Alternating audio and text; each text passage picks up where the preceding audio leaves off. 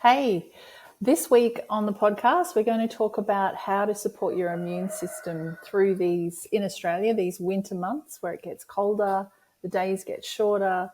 And, I know for me, I'm walking around the shops and you start to hear more people sniffling and coughing. And luckily, our kids aren't young. I remember when my kids were young, they'd always bring something home at the beginning of winter. So what can we do, Georgia, to support our immune systems?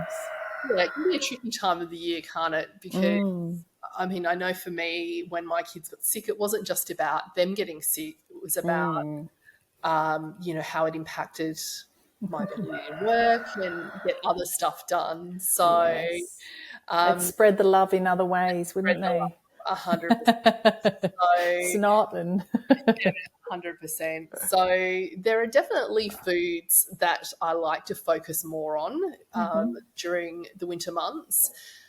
Really, the same foundation always applies, and that's eating a good variety of foods across lots of different food groups. Good quality sources of protein, lots of fruit and veg, and whole grains, and focusing on that whole food approach is obviously the thing that kind of the undercurrent to all of everything that I think of, right the way through the year, but especially during the winter months. And, when the sickness kind of does descend, it is a really good time to knuckle down and to really focus on food, I think.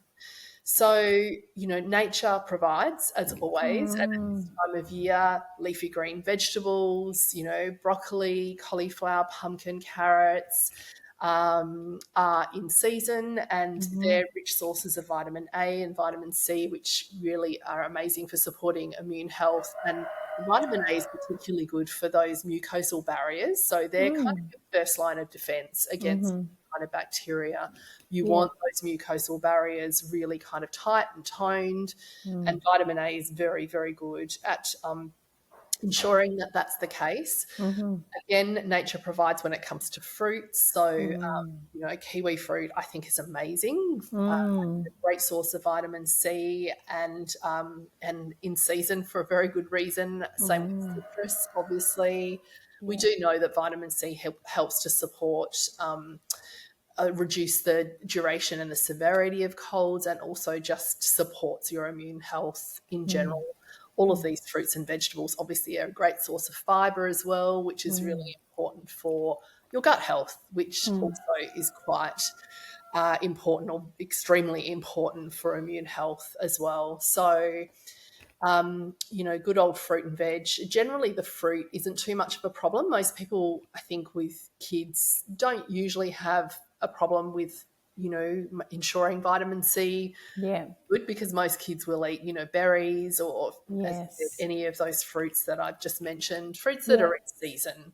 Yeah. We're always Yeah. focusing on the things, as I said, that nature provides. They're in season at this time of the year for a very, very good reason. It's not a Yeah. coincidence. Can I ask, in summer we eat a lot of salads, and because you said leafy greens, and we eat a lot of salads and kind of foods that aren't as, I guess, warming. So what do you suggest? Like, is it still okay to have cold foods in So, winter, or what do you recommend? yeah, 100%. Leafy green. When I talk about leafy greens, that also includes things like kale and spinach and, silver Yeah. beet. And if you've Yeah. ever grown a veggie patch, then you'll know that these things grow wild during winter. Yes. Yes.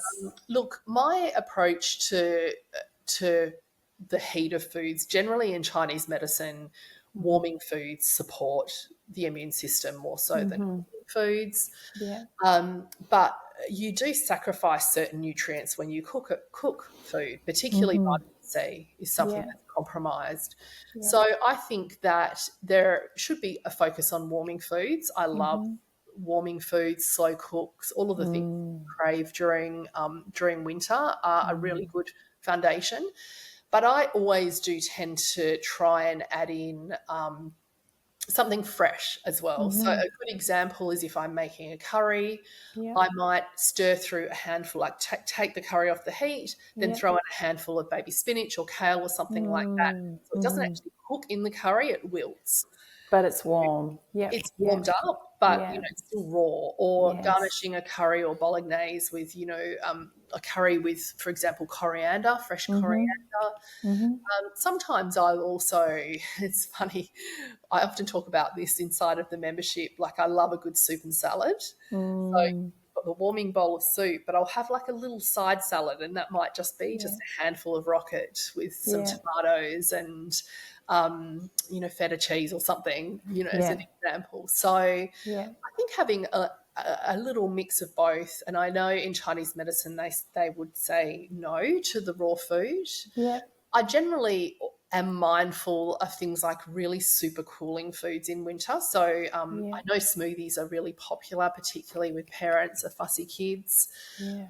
If you're going to have a smoothie, just back off on the icy component of it. Yeah. Like, Yeah. and if you can add any warming spices to a smoothie, Yeah. it also Like energetically, cinnamon and cinnamon, ginger, yeah. pretty much any spice, nutmeg, they're all warming Okay. by nature. Yeah. Yeah. So adding a little bit to you'll find with a lot of my recipes, I do that. I'll Yeah. always add something to counterbalance the cooling aspect Yeah. of the smoothie. Yeah. So, like, I'm not a huge fan of, like icy cold juices and smoothies and things like that. Yeah. I don't think that, particularly if there's any digestive issues, you need to be extremely mindful, Yeah. because the raw stuff is a bit of a burden on an already weakened digestive system. Yeah. So that's my philosophy. I'm not a black or white thinker, so I don't say no altogether to cooling foods, Yeah. but just be mindful of them. Yeah. I'm always also cautious of saying to people, don't give your kids smoothies when, they can offer so much nourishment. And Yeah. for a busy parent who is already stressed about their kids getting enough Yes. nutrition from their Food. diet, Yeah. Yeah. Yeah. then if smoothies are working for them, who am I to say that Yeah. they're too cooling at that time of the year? As I said, just be mindful of Yeah. including fruits and vegetables that are rich sources of vitamin C, and Yeah. and not loading them with ice and making them too icy. Too So, cold. too Yeah. cold. Yeah. Yeah. Talking of warming foods, I love bone broth. Is that if you Same. can, in any way, shape, or form, start to incorporate that in your diet during the cooler months, then that's a very, very good idea. Obviously, it makes a great base for soups and stews, and I add a bit to bolognese and into stir fries. Like, there's so many ways that you can incorporate bone broth. I even for those people who are members inside of the membership, you'll notice with a lot of my recipes where there's like a bechamel or a white sauce, I often add bone broth into that. The Yum. reason being is because it's very rich in minerals, particularly minerals that support immune health, so zinc, iron, great source of collagen, which supports healthy gut, and it's also a great source of protein. So if you're a bit protein hesitant, it is a really nice way to get some protein into them without it Yeah. being meat as Yeah. such. Yeah. I mean, like you said, it is warming, it's comforting, and inexpensive, easy to make, and Yeah. really, really a nice kind of thing that you can work into your meals, particularly if you have got fussy kids or protein resistant kids. Yeah. Yeah. Good old garlic and onion. Most people Yes. recognise that there Yeah. are natural antimicrobials, so they do support immune resilience. Yeah. They're also probiotic rich in that they I didn't know that. support, they support, your gut microbiome really quite likes garlic and onion. Wow. And look, just generally, even with fruits and vegetables, that's another thing, is that our microbiome need a food source, and fruits and vegetables are an amazing food source of prebiotic fiber for our gut microbiome. Oily fish is really great if that's something that you can get your kids to enjoy. Sardines, mackerel, you've got tuna and salmon as well. Great source of omega-3 fatty acids. Yeah. Help just to reduce any inflammation in the body, which is important for immune health. Yeah. And the oily fish is often a good source of vitamin D as well, which we need to be cautious of becoming deficient in, particularly in winter where there's less sun Yeah. exposure. And I mean, look, at this point, let's talk about sun, because it is something that we really should be thinking about with our kids, getting them outside. Yes, Sun, even if totally. it's not a sunny day, Yeah.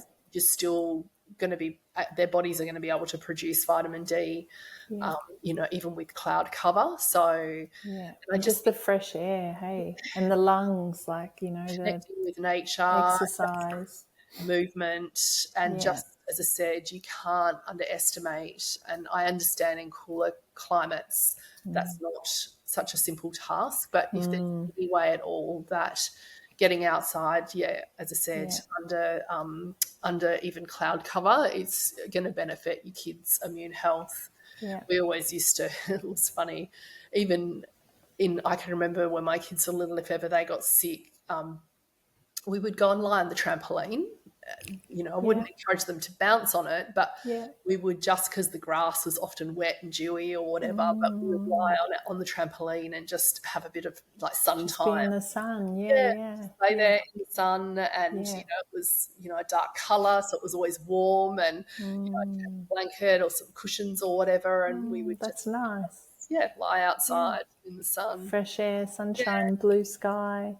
It's also absolutely. important for us. Hey, like I'm loving listening to different specialists and just talking about how important those simple things are. The light, getting the light of the sun on our eyes, on our skin, Yeah. getting the fresh air, and walking. Like just Yes. how powerful walking is. Yes. Like to reduce all cause mortality. They talk Yeah. about it, and just to get into that habit with your kids if you can, when they're home from school and they're ratty and it's Yes. winter, so they've been cooped up inside, possibly with heaters on, just to get out and go for a walk. It's the best circuit breaker. It totally is. It really, really is. If I'm So regulating, Yeah, that regular rhythm of a walk. yeah, Yeah. yeah, Yeah. absolutely. My kids think Yeah. I'm crazy because it's just like, it's become like my kind of cure-all. So if they're Yeah. away or they're irritable about something, I'm like, go for a walk around the block, and they're like, oh my God, Mum, not that again. But it does help, doesn't it? And that's what I'm really hearing, that so much research now is just saying how powerful a walk is for Yeah, every part, every version of health, mental, yes, it's physical, interesting. emotional. Yeah, Yeah, my son yeah, is like an aspiring AFL player, and yeah, there's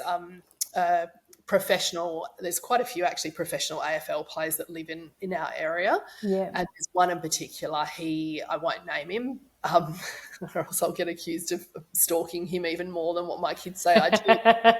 I'm out walking, he's out walking, and this is obviously Yeah, someone who exercises a truckload, but it's yeah. obviously he's the calmest, he makes such great decisions on the footy field, and he's always Yeah, calm and in control, and he never kind of blows out. And I yeah. often say to my son, it's because he goes for a walk almost every day. I can just imagine how that lands with Jesse. That's hilarious. He trains.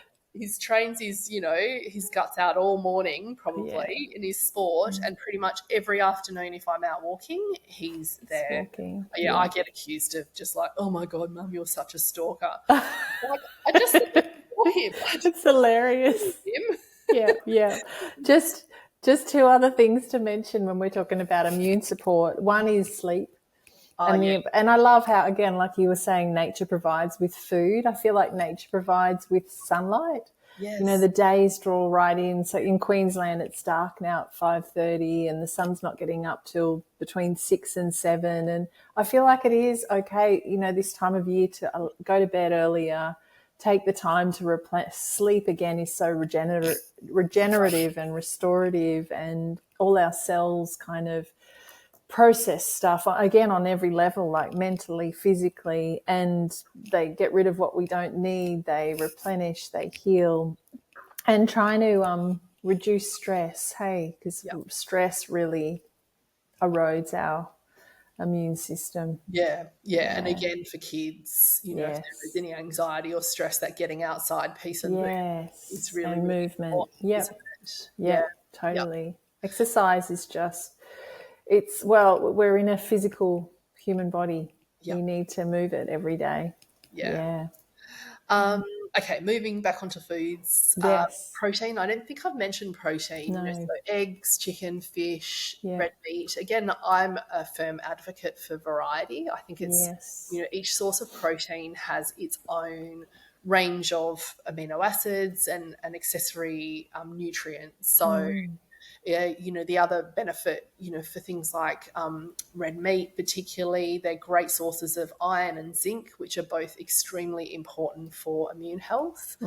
So, so protein, I always just like to think in terms of, a little bit of quality protein. And again, that might be including bone broth in a soup, for example, that's full of veggies.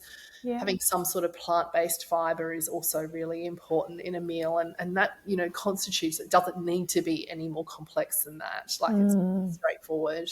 Yeah. Fermented foods as well, going back to that piece around supporting the gut microbiome. It's really vital for immune regulation. So things like kefir is right up the top of the list as far as I'm concerned. I feel I got asked the other day, kefir over yogurt. I think they're both fantastic forms of probiotic goodness, but I do believe, talking to some naturopath friends, we all feel that kefir has a broadest kind of spectrum. Things like kimchi and sauerkraut, if your kids are open to those. A little bit of miso, my kids love, like we've got miso paste in the fridge. So sometimes a snack for them will be just a tablespoon of miso in a big cup of boiling water. Warm So water. Yeah. that makes a really quick and easy kind of soup. Nuts and seeds, if they're tolerated, are great sources of zinc and vitamin E and healthy fats. Particularly pumpkin seeds are really great. They're a great source of zinc, particularly. Yep. And I love hemp seeds. I've been getting into. I don't buy into food fads. It takes a lot. I've been Yeah. eyeballing and listening and learning about hemp now for probably a good couple of years, and Yeah. I finally can see the value in them. They are a really great source of protein, Yeah. and they have quite an impressive nutrient profile. So, and they actually taste fine. Yeah. Like, I like it. The yeah, taste. Yeah. yeah. And you just need just a little bit added into a smoothie or Yeah. baking or chia pudding or overnight oats or smoothie or something. So Yeah. on top of porridge. Yeah. When I make porridge, I know that's a really, just talking about porridge, one thing I thought of is that I've seen a lot online lately about porridge not being a good choice for breakfast. And I can understand when you're talking about, those sachets of particularly like Yeah. flavoured Yeah. Yeah. Yeah. porridges. Yeah. Yeah. But Yeah. oats themselves are a great source of fibre. But a simple bowl of porridge, say just made with oats and water, probably isn't going to be the most sustaining start to the day. Do a lot worse. Yeah. But one thing that I'd suggest if you're making a porridge is to think about ways that you can extend that nutritional variety and also add in some good fats, add in a bit of protein, Yeah. because those two things will really help to stabilize blood sugar and make Yeah. the porridge or the oatmeal a much more sustaining, much more filling and meal than just straight porridge oats. So things that I would add, sometimes I'll add like an egg yolk into Oh porridge. wow. That it doesn't change the flavour. Yeah. Mix it in just at the very end. Adding in things like hemp seeds or ground pumpkin seeds, adding in nuts and seeds as Yeah. well is a good Yeah. idea. Sometimes I'll add in, I've got like a flavourless collagen protein powder that I really like, and it's just so versatile because it's completely flavourless. Yeah. So mixing that in can really help to boost or support more protein being consumed. So Yeah. just thought I'd mention that because, as I said, I've seen Yeah. all of these posts about, we hear so Yeah, many no, it's different great mixes. because I was thinking that too. Like, what a warm Yeah, breakfast, because breakfast is so important for kids, hey, before they go to school, and you want them to kind of have enough food on board to be able to concentrate and to Yeah, yeah. So, And then also adding like warming spices, like I said before, to smoothies, but even into porridge. So again, ginger, turmeric, cinnamon are great. Yeah, anything that has a spice in it, cumin, coriander, any of those things are really, really great for immune support and just, yeah, they're just good. yeah, Yeah. yeah, So I cool. think that's it for all of the things that I would, really be focusing on including in your diet to Yeah, support a healthy immune system. yeah, cool. Um, but there are things definitely we need to avoid and limit, Oh, though. yeah, yeah. I know So yeah, sugar really it really depletes the immune system, doesn't it? it does, and that's obviously at the top of my list. Yeah. I can't help myself. There are studies that suggest that within a couple of hours of eating, a large amount of sugar, not even sugar, your immune responses are weakened without a doubt. So Yeah. sugar also increases inflammation, which just also reduces your body's ability to actually fight infections. So, look, I'm not talking about a small amount of sweetener in a homemade treat. Yeah. Definitely witnessed in all of my years as a parent that after things like the school fete, after Easter, they were key times that my kids would get sick. Yeah.